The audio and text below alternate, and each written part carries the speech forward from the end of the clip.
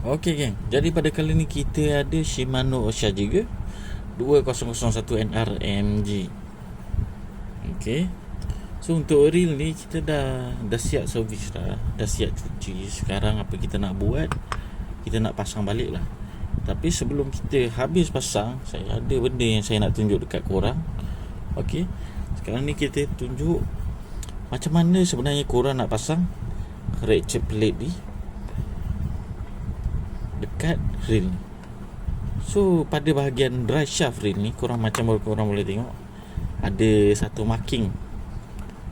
So benda yang sama juga korang buat dekat ratchet plate ni. Korang just ikut arah dia. So marking ni kat sini, marking bawah ni kat sini.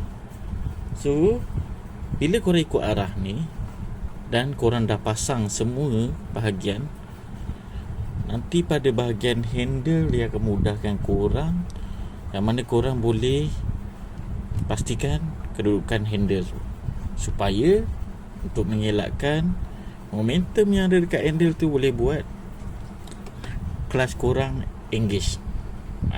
Macam tu.